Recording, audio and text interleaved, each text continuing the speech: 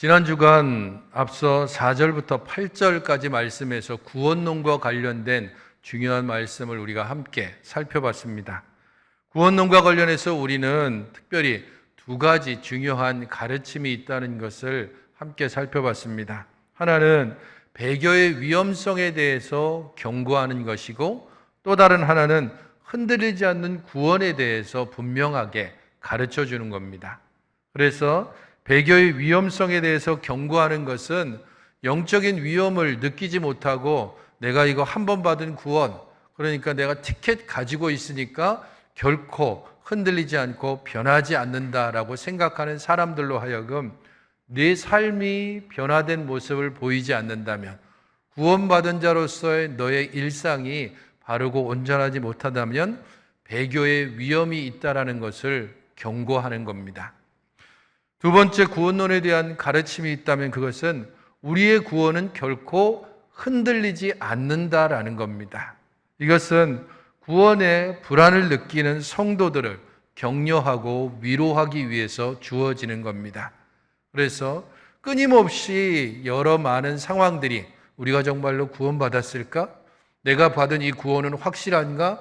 이렇게 흔들리는 사람들로 하여금 우리가 받은 구원은 분명하며 확신하며 흔들리지 않는다라고 하는 사실을 가르쳐 주기 위해서 또 이 구원론의 분명함을 알려주는 그러한 경우들이 있습니다. 그런 면에서 지난주에 함께 살펴봤던 4절부터 8절은 배교의 위험성에 대해서 분명하게 경고하는 말씀이라면, 오늘 우리가 함께 보고 있는 9절부터 12절의 말씀은 흔들리지 않는 구원에 대해서 가르쳐주고 더욱더 소망 가운데 온전히 서게 해주는 말씀입니다. 오늘 본문의 말씀은 구원에 속한 자에 대한 권면이라고 볼 수 있습니다. 구원에 속한 자는 어떤 자인지, 이 구원에 속한 자는 어떻게 주 안에서 바르게 격려하게 세워갈지에 대해서 말씀을 전하고 있습니다. 크게 보아서 세 부분으로 나눌 수 있습니다. 그 첫 번째는 격려입니다. 9절 말씀에 나오는 것처럼 너희는 믿음으로 구원에 속했다라는 것을 알려주고, 10절은 왜 구원에 속한 자에 대해서 이렇게 격려하고 있는지 그 이유는 너희들이 사랑으로 섬기고 있다라는 사실에 대해서 알려주고, 11절, 12절은 이 구원의 증거에 대해서 말해주는 목적을 기록하고 있습니다. 너희가 소망 가운데 끝까지 살아야 한다라는 것을 가르쳐 주기 위해서 이 본문 말씀을 주고 있는 겁니다. 그래서 오늘 본문 말씀을 한 절씩 함께 살펴보도록 하겠습니다. 9절을 보십시오. 사랑하는 자들아, 우리가 이같이 말하나 너희에게는 이보다 더 좋은 것, 곧 구원에 속한 것이 있음을 확신한다라고 말씀하고 있습니다. 지난주 봤던 것처럼 지난주에는 위험성에 대해서 굉장히 경고하는 어두운 면이 있었습니다. 그래서 그 말씀을 바라볼 때에 조금은 두려움도 생기고 굉장히 엄숙하고 무겁게 다가오는 게 사실입니다. 하지만 오늘 9절에서는 사랑하는 자들아 라고 이야기하면서 사랑과 기대를 가지고 이 편지를 받고 있는 사람들에게 대하여서 보다 친근하게 말씀하고 있습니다. 우리가 이같이 말하나라고 이야기하고 있는데, 이같이 말하나라고 하는 뜻이 이같이 말한다 할지라도 라는 의미입니다. 내가 지금 이제까지 A라는 말을 했어. 그런데 A라는 말을 내가 한다고 할지라도 너는 그것에 대해서 두려워하지 말라라는 말입니다. 경고하고 위험성이 있다는 것에 대하여서 분명하게 아주 엄숙하고 무겁게 이야기했어. 하지만 너희들은 거기에 대하여서 두려워하거나 염려하지 말라. 이같이 말한다 할지라도 너희에게는 이보다 더 좋은 것, 곧 구원에 속한 것이 있음을 확신하기 때문입니다. 배교의 위험을 경고하고 있는 앞서의 말, 그것이 너희들에게는 해당하지 않는다는 사실을 9절에서 말하는 겁니다. 왜냐하면 너희는 믿음으로 말미암아 구원에 속해 있기 때문이다. 너희들이 믿음으로 구원에 속해 있다는 이 사실, 그것을 이 편지를 보내는 사람은 편지를 받는 사람들에게 확신하면서 명백하게 전달하고 있는 것입니다. 조금 전에 우리가 9절부터 12절 말씀을 세 가지로 이렇게 나눠서 봤을 때에 혹시 여러분들 밑줄 친 부분을 유심히 보셨는지 모르겠지만 이 이유와 격려와 이유와 목적에 대해서 이야기하고 있는 오늘 본문은 그 9절에서는 믿음을, 10절에서는 사랑을, 그리고 11절과 12절에서는 소망에 대해서 이야기를 하고 있습니다. 우리 모든 믿는 자들이 가져야 될 세 가지 덕목과 관련해서 믿음과 사랑과 소망을 가지고 하나씩 이야기를 해가고 있는 겁니다. 격려를 할 때에 그들의 믿음을 먼저 가지고 격려합니다. 너희들의 이 믿음은 흔들리지 않나. 비록 이 믿음을 가지고 있다고 하지만 배반하는 이들이 있고 타락하는 이들이 있는데 그것 때문에 너희들의 믿음이 흔들리거나 그것 때문에 이 믿음이 진짜인지 아닌지 그것 때문에 아주 초보자에 계속해서 머물러 있는 그런 어리석음을 더 이상 걸어가지 말고 내가 분명히 확신하건대 너희들은 믿음 가운데 있고 그 믿음 가운데 흔들리지 말라라고 격려하고 있습니다. 이렇게 믿음 가운데 격려하는 이유가 10절에 나옵니다. 왜 이렇게 확신하는지, 편지를 받는 사람들이 진짜 구원받았는지 그렇지 않은지를 이 편지를 쓰고 있는 사람이 확신하는 이유가 10절에 나옵니다. 10절은 다 같이 한번 읽어보시겠습니까? 시작. 하나님.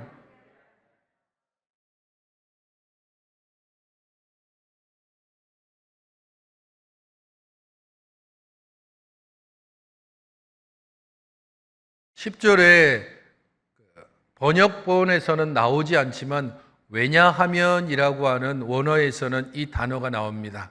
왜냐하면 내가 왜 이렇게 너희들의 구원을 확신하는가 하면 그것은 하나님께서 불의하지 않으셔서 너의 행위, 그의 이름을 위하여 나타낸 사랑으로 이미 성도를 섬긴 것과 이제도 섬기고 있는 것을 잊지 않기 때문이다라고 말하고 있습니다. 내가 확신하는 이유가 무엇이냐? 그것은 너희들이 이전에도 그리스도의 이름으로 사랑을 섬김을 해왔고 지금도 여전히 사랑의 섬김을 계속하고 있기 때문이다라는 겁니다. 고난 속에서도 성도를 사랑으로 섬긴 이들이 이 편지를 받고 있는 사람들입니다. 환난 가운데서도 끝까지 사랑을 잃지 아니하고 서로를 돌아보며 서로를 세워간 자들이 히브리서를 지금 받고 있는 성도들이라는 겁니다.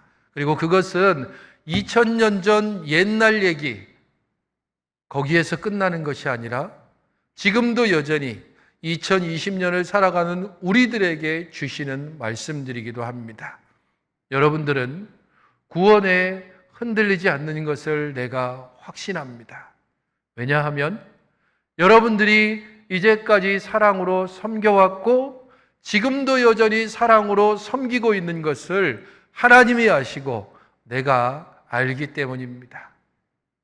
우리가 사랑으로 섬기고 있는 한, 우리가 사랑으로 형제를 대하고 사랑으로 이웃을 대하고 있는 한 우리 안에 있는 구원이 분명하고 확신하다는 것을 이 편지는 이야기할 뿐 아니라 하나님께서 기억하신다는 겁니다. 구원받은 자로서 합당한 열매에 대하여서 이 편지는 이야기를 하고 있는 것입니다. 우리는 구원받은 자입니까? 그러면 마땅히 이 구원에 합당한 열매를 맺을 수밖에 없습니다. 이 구원의 열매에 대해서 특별히 사랑이라고 표현하고 있습니다. 사랑이 열매를 맺게 되고 이 사랑이 어떤 것으로 나타나는가? 성도를 섬기는 것으로 나타난다고 말하는 겁니다. 편지를 받는 이들이 그럼 어떤 사랑을 나타냈는가? 히브리서 10장 32절로 34절은 그들이 섬겼던 사랑의 행위에 대해서 이렇게 말하고 있습니다. 전날에 너희가 빚을 받은 후에 고난의 큰 싸움을 견뎌낸 것을 생각하라. 혹은 비방과 환난으로서 사람에게 구경거리가 되고 혹은 이런 형편에 있는 자들과 사귀는 자가 되었으니 너희가 갇힌 자를 동정하고 너희 소유를 빼앗기는 것도 기쁘게 당한 것은 더 낫고 영구한 소유가 있는 것을 알미라라고 말하고 있습니다. 그들은 핍박당하는 사람들이었습니다. 비방과 환난으로 사람들에게 구경거리가 되었고 갇혔고 소유를 빼앗긴 자들입니다. 우리가 지금 겪고 있는 마스크를 쓰고 다니거나 혹은 모이지 못한다거나 일상생활을 제대로 누리지 못하는 것, 그것과 비교할 수 없는 환난과 고통과 고난 가운데 놓여 있는 사람들입니다. 그런 그들이 어떻게 행했는가? 마땅히 불평하고 이까짓 거 도대체 믿음이 뭐길래, 구원이 뭐길래 붙잡지도 않고 보이지도 않는 구원 때문에 내가 지금 이렇게 고난을 당하고 환난을 당하고 내게 있는 것들을 빼앗겨야 되는가? 박차고 나가는 사람들이 있었다는 말입니다. 하지만 여전히 이 믿음을 흔들리지 아니하고 소망 가운데 있으면서 그 믿음을 따라 열매를 맺어가는 사람들이 있었는데 그들이 맺은 열매가 무엇인가? 갇힌 자를 동정했다라고 말하고 있습니다. 이것은 이미 이 믿음 때문에 갇힌 자들이 있는데 그 갇힌 자를 돌아보고 그들에게 필요한 것들을 주었습니다. 만약에 집안을 책임지고 있는 남자, 가장이 갇혔다면 그 가족들의 생계가 막막할 수밖에 없습니다. 갇힌 자를 동정했다는 이 말은 갇힌 자를 돌아본 것과 아울러서 이들이 갇혀서 생계가 막막한 가족들까지 함께 돌아보았다는 말입니다.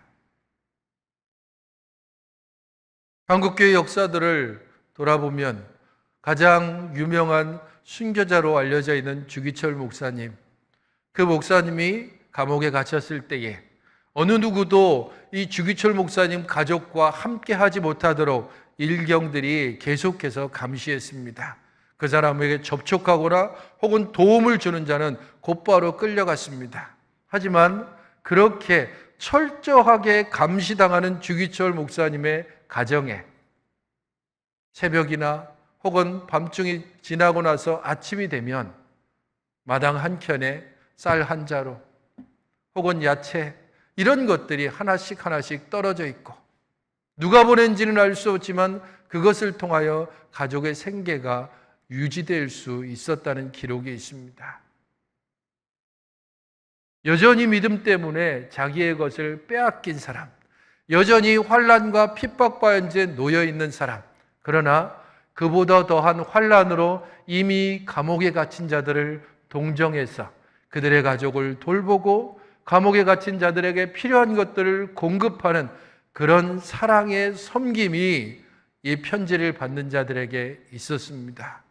그것은 오늘 우리들에게 또한 우리 자신들이 환난의 때에 그리고 어렵고 힘겨운 일을 당하는 이웃을 어떻게 돌아보고 돌보고 있는지를 도전하고 있습니다.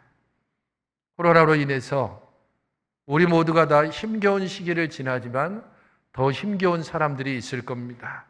물질적으로 어려운 사람들도 있을 것이고 심리적으로, 정신적으로 외롭고 힘겨운 이들이 있을 겁니다. 마땅히 그들을 돌아보고 함께 챙기고 함께 곁에 있어주는 일들을 통하여 우리 안에 있는 구원이 사랑의 섬김으로 나타나는 것, 그것이 바로 우리가 구원받은 자임을 나도 확신하고 나의 이웃도 확신하게 하는 증거가 되는 것입니다. 소유를 빼앗기는 것도 기쁘게 당했다라고 또한 말합니다. 핍박자들의 약탈 행위를 기쁘게 받아들였다는 말이기도 합니다. 공동체의 필요를 따라서 서로를 채워주고 또한 박해 가운데서 서로 믿음을 격려하고 위로하고 세워주는 일들이 이 편지를 받고 있는 공동체 안에서 나타났습니다. 이 공동체가 누구인지는 명확치 않지만 아마도 로마에 있는 공동체일 것으로 생각됩니다. 로마에 있는 교회, 제국의 가장 심장에 있고 가장 먼저 핍박받고 가장 먼저 고난받고 있던 자들, 그들이 그 고난과 핍박 가운데서도 사랑의 섬김으로 자신 안에 있는 하나님의 구원을 열매로 맺은 것을 통하여 이들이 받은 구원이 결코 흔들리거나 취소되지 않는다는 것을 분명히 알게 됐습니다. 왜 이들은 박해와 고난 가운데서도 사랑의 섬김을 계속할 수 있었을까요? 에베소서 4장 1절로 3절을 보면 이런 구절이 나옵니다. 그러므로 주 안에서 갇힌 내가 너희를 권하노니 너희가 부르심을 받은 일에 합당하게 행하여 모든 겸손과 온유로 하고 오래 참음으로 사랑 가운데 서로 용납하고 평안에 매는 줄로 성령이 하나 되게 하신 것을 힘써 지키라. 부르심을 받은 일에 합당하게 행하는 것, 구원받은 자로서 합당하게 행하는 것입니다. 내가 어떻게 구원받았고 구원받은 자로서 나는 어떻게 살아가야 되는지를 바로 알 때, 그때 겸손함으로, 온유함으로, 오래 참음으로, 사랑으로 용납하고 도와주며 세워가고 섬기는 일들이 가능하다는 겁니다.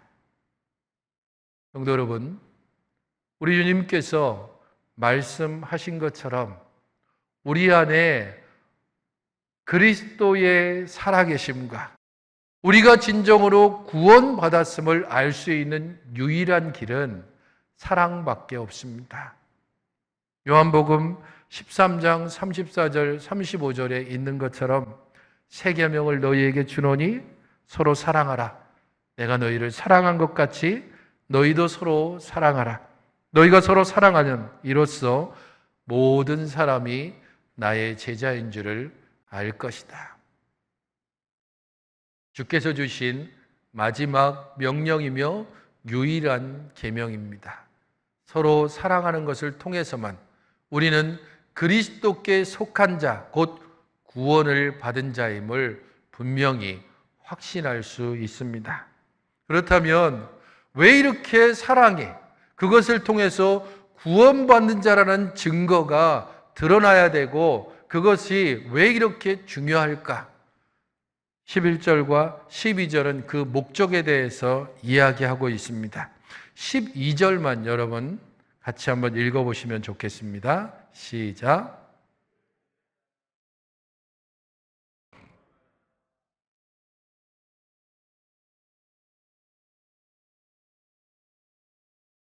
구원의 증거가 드러나야 되고 구원의 증거에 대해서 말하고 있는 목적, 곧 이유가 있다면 약속을 기업으로 본받는 자들을 본받게 하기 위해서라는 겁니다. 약속을 상속받는 사람들, 그들을 본받는 참 소망 가운데 머물게 하기 위해서라는 겁니다. 우리의 믿음의 선배들, 우리 믿음의 동료들, 그리고 우리 믿음의 후배들이 걸어가고 있으며 함께 걸어갈 그 길들, 그 길에 우리가 머물러 있고 그 소망을 끝까지 붙들게 하기 위해서 끊임없이 우리는 구원의 증거가 우리 삶 가운데서 있는지 돌아보고 또 돌아보아야 한다는 겁니다. 그게 없으면 비록 우리가 빛을 받고 놀라운 성령의 은사를 체험하고 수많은 사람들과 더불어 능력을 경험하기도 하고 행하기도 한다 할지라도 마지막 때에 이르러 주여 주여 내가 주의 이름으로 능력 행하고 내가 주의 이름으로 선지자 노릇했다라고 말한다 할지라도 주께서 내가 너희들을 도무지 모른다라고 말하게 될 것입니다. 우리 안에 사랑의 섬김이 우리가 구원받은 분명한 증거를 드러내는 것이고, 그 소망을 굳건히 붙잡는 것, 그것이 바로 우리로 하여금 앞서갔던, 그리고 함께 가고 함께 할 모든 믿음의 사람들과 함께 갈 수 있는 유일한 통로가 되는 것입니다. 어떻게 그 길을 갈 것인가? 11절과 12절에 두 가지로 나오고 있는데, 동일한 부지런함을 나타내서 소망의 풍성함에 이른다라고 말하고 있습니다.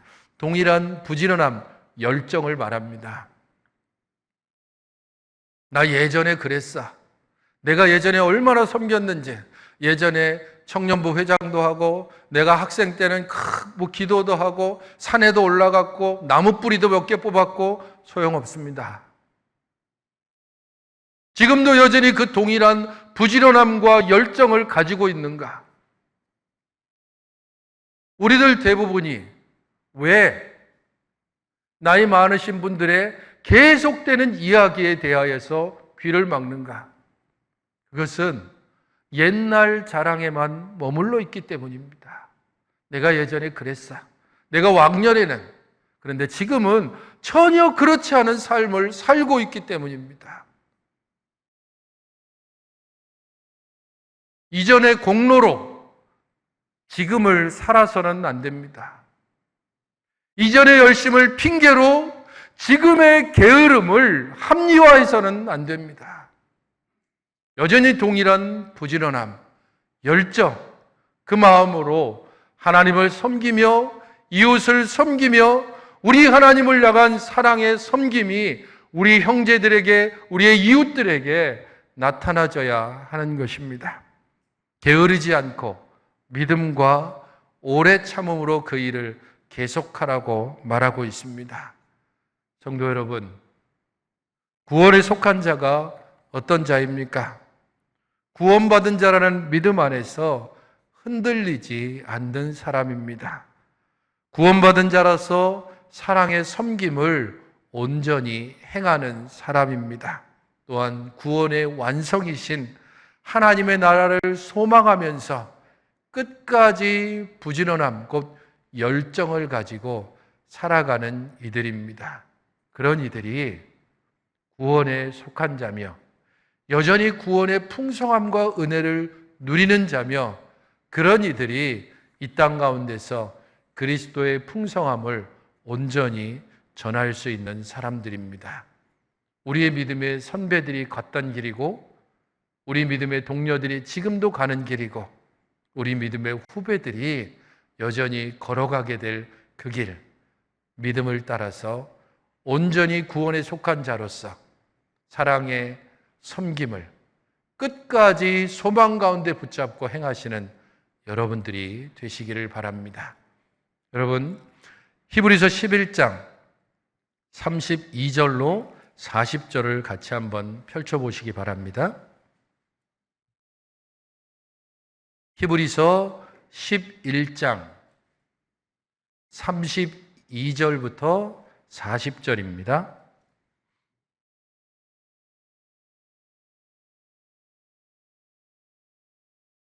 믿음장의 마지막 부분이기도 하고, 지금 우리가 보는 32절부터 40절은 내일부터 시작하게 될 세일의 릴레이 금식기도 특별 새벽기도회의 본문입니다. 일주일 동안 이 32절부터 40절 말씀을 우리가 함께 살펴보게 될 겁니다. 3년에 걸쳐서 세일의 릴레이 금식기도 동안 우리는 이 히브리서 11장을 쭉 살펴봤습니다. 2018년, 2019년, 그리고 2020년, 이제 마지막 3년차 믿음장의 끝부분을 우리가 함께 보게 될 것입니다. 찬찬히 제가 읽어드리겠습니다. 내가 무슨 말을 더하리요? 이 부분들을 세번역으로 읽는 것이 훨씬 더 좋기 때문에 세번역으로 제가 읽어드리겠습니다. 내가 무슨 말을 더하겠습니까? 기드온, 바락, 삼손, 입다, 다윗, 사무엘, 그리고 예언자들을 두고 말하려면 시간이 모자랄 터이니 말입니다. 믿음으로 그들은 나라들을 정복하고 정의를 실현하고 약속된 것을 받고 사자의 입을 막고 불의 위력을 꺾고 칼날을 피하고 약한 데서 강해지고 전쟁에서 용맹을 떨치고 외국 군대를 물리쳤습니다. 여자들은 죽었다가 부활한 가족을 다시 만났습니다. 또 어떤 이들은 고문을 당하면서도 더 좋은 부활의 삶을 얻고자 하여 구태여 노연하기를 바라지 않았습니다. 또 어떤 이들은 조롱을 받기도 하고 채찍으로 맞기도 하고 심지어는 결박을 당하기도 하고 감옥에 갇히기까지 하면서 시련을 겪었습니다. 또 그들은 돌로 맞기도 하고 톱으로 켜이기도 하고 칼에 맞아 죽기도 하였습니다. 그들은 궁핍을 당하며 고난을 겪으며 학대를 받으면서 양과 염소의 가죽을 입고 떠돌았습니다. 세상은 이런 사람들을 받아들일 만한 곳이 못 되었습니다. 그래서 그들은 광야와 산과 동굴과 땅굴을 헤매며 다녔습니다. 이 모든 사람들은 믿음으로 말미암아 좋은 증언을 받았지만 약속된 것을 받지는 못하였습니다. 하나님께서 우리를 위하여 더 좋은 계획을 미리 세워두셨기 때문에 그들은 우리가 없이는 완성에 이르지 못할 것입니다. 모든 믿음의 사람들이 걸어갔던 이런 길들을 끝까지 걸어갈 자신이 있으십니까? 이 길을 끝까지 걸어갈 수 있는 유일한 사람은 구원에 속한 자입니다. 그 사람이 믿음과 사랑과 소망을 가지고 이 길을 걸어갈 것이고 우리 모든 성도들이 함께 이 길을 걸어갈 것을 또한 저는 소망하며 믿습니다. 여러분 모두가 끝까지 이 믿음의 길들을 걸어가 구원에 속한 자의 풍성함을 함께 누리는 여러분들이 되시기를 주님의 이름으로 축원합니다. 하나님 아버지, 저희 모든 심령들을 주의 은혜 가운데 붙드시고 주관하여 주셔서 어디를 가든지 주 하나님의 거룩한 은혜 가운데 머물게 하시고 하나님의 풍성함을 누리게 하시고 저희들의 모든 삶이 온전한 믿음의 고백과 사랑의 증거로 우리 하나님께 대한 소망을 끝까지 붙들고 살아가는 믿음의 사람으로 구원에 속한 자로 행하게 하여 주시옵소서. 예수님의 이름으로 기도하옵나이다. 아멘.